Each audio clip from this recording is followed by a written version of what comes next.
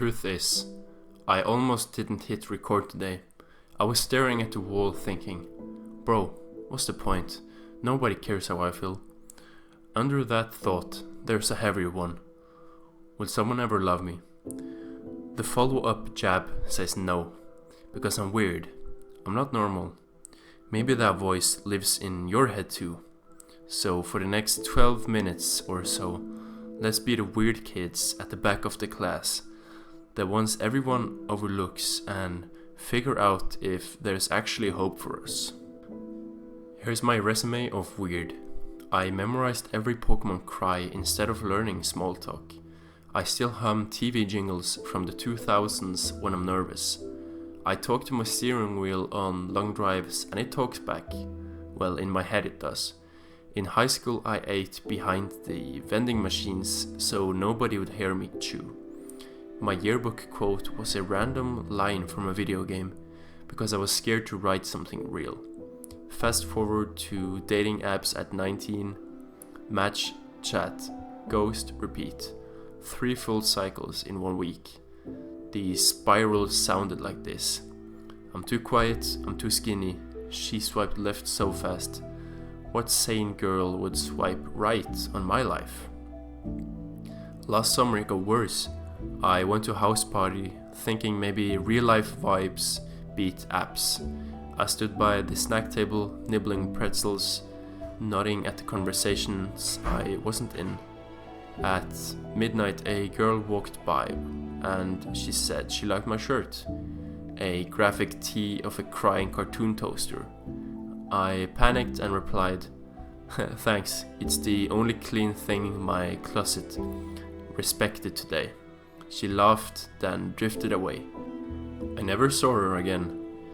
The ride home felt like someone stapled the world unlovable to my forehead. So I did what any other overthinking insomniac does. Opened a new doc called Reasons I'm Impossible to Date. The list hit 30 lines before my eyes blurred. Then something weird happened. I reread it all, and half the points were actually strengths dressed as flaws. Too curious about random facts means conversations never die. Laughs at my own joke means I bring my own party. Collects bottle caps means I see value in small things. That night I highlighted those ones in green. It looked like a messed up Christmas tree, but it flipped the script. What if weird is raw material, not trash? Next morning I started a 15-minute anchor. Before touching my phone, I give myself a tiny ritual that proves I exist, without validation. Sometimes it's a cold shower while singing an embarrassing boy band song. Other days it's push-ups until my arms shake. The rule is phone stays off. The first week felt stupid. Second week I noticed I was less snappy in traffic. Third week I felt brave enough to say hi to the barista without rehearsing. Micro change, macro ripple. Then I made a pact. Go where weird people gather. First stop was a board game cafe that smells like coffee and old cardboard. The owner runs a teach a stranger table. I sat down, learned a card game about farming turnips in space, and lost badly. But the dude across from me said my strategy was chaotic but interesting. That's the first time interesting beat awkward in my internal dictionary. The next week I tried an open mic where beginners get 5 minutes to bomb. My set was 3 dad jokes and a story about the crying toaster. It tagged, but 2 people told me afterward they loved the toaster bit. Small proof that weird finds an audience. Still, ghosting kept happening.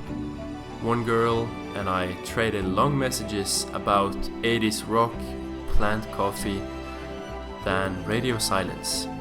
Old me would say, See, you're the problem. New me said, different movies, same theater. Translation: sometimes people exit the show and it has nothing to do with the seats. That mindset didn't erase the sting though, but it kept me from burning the whole cinema. Here's a trick my therapist friend gave me: the 4-minute dump. When my brain spirals after a ghost, I call a buddy, set a timer for 4 minutes, speak all the ugly thoughts, timer beeps, then we switch topics. If no friend answers, I type it in a note. Containment keeps the drama from infecting the whole day. Try it, it's cheap and leaves no hangover. Let's tackle the big scary question. What type of girl would love a guy like me, or you? The honest answer is the one who sees your quirks as features and not bugs. You don't find her by sanding off your edges. You find her by showing the edges in places she'll likely to be. If you love retro arcades, hang there on a busy night. If you love poetry, hit workshops. If you love quiet mornings with black coffee and a journal, show up early at the cafe often enough that the regulars become characters in your story. You're basically putting out a bat signal that only the right kind of weird will notice. Another thing I learned: keep your fundamentals tight. You don't need model looks, but hygiene, decent clothes that fit, and a body that can carry groceries without wheezing give your weirdness a clean stage. Think of it like audio quality on a podcast. The content matters, but bad static makes people click out before hearing it. Nostalgia check.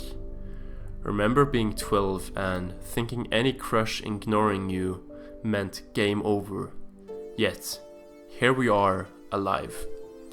I once wrote a love letter folded like a football and never passed it because I was sure rejection would kill me. Newsflash, I survived, and so did you. Every ghost you've met so far hasn't stopped your breathing. That makes you undefeated. Weird, but undefeated. And here's a quick reality stat. Reports say that the average phone user unlocks their screen almost 100 times a day. Every unlock is a tiny hope for validation. I tried a weekend break once, failed by Saturday morning, but learned something useful. I moved my social apps off the home screen. That extra swipe gave my brain half a second to ask, am I bored or lonely? Most of the time, the answer was bored, and bored is easy to fix with a walk, some push-ups, or a call to my grandma. Lonely needed real people, not pixels. While we're on screens, remember highlight reels lie. You see couples on Instagram kissing under fairy lights and think you're late to the party. What you don't see is them fighting over who left the toothpaste in the sink. Real love is messy and sometimes boring. The goal isn't fireworks every day. It's a slow burn that keeps the room warm. Weird souls like ours crave depth more than show, so don't trade your depth for likes. Final piece of homework: the 3 kind acts rule. Every day do 3 small acts that cost nothing but attention. Compliment a stranger's shoes, send a supportive DM to a friend, pick up trash on the sidewalk. Kindness is attractive because it shows you have extra to share. Plus, it trains your brain to focus outward, which shrinks the mirror of self-doubt. Do it for a week and watch how people start mirroring the same energy back. Last month I got a random text from the flea market girl, the one with the frog record. She said she found the same vinyl again and thought of me. Turned out her phone died the day we met. She lost my number. Life exploded in that moment. We ended up grabbing coffee.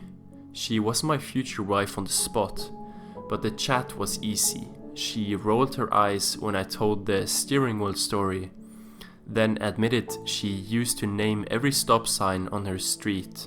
See? Mutual weirdness. Lesson. Sometimes a ghost is just a detour. Before we wrap, here's a small challenge. Pick one trait you labeled too weird and use it this week. If you draw robots in math notebooks, post one online. If you know every line from a cringy movie, quote it at an open mic. Not everyone will clap. You don't need everyone. You need one person who hears it and thinks, finally, someone speaks my language. Drop that weird trait in the comments. Owning it publicly takes its power back. While you're still here, hit the like so the algorithm knows misfits exist. Subscribe if you want more late night pep talks from a dude still figuring it out. And when the video ends, shut the screen, step outside, breathe real air, and remember, seeds look like nothing special until they break the dirt. So let's keep breaking the dirt together. I'll see you next time, and until then, stay odd, stay open, and keep the porch light on. Love shows up when it can see where to land.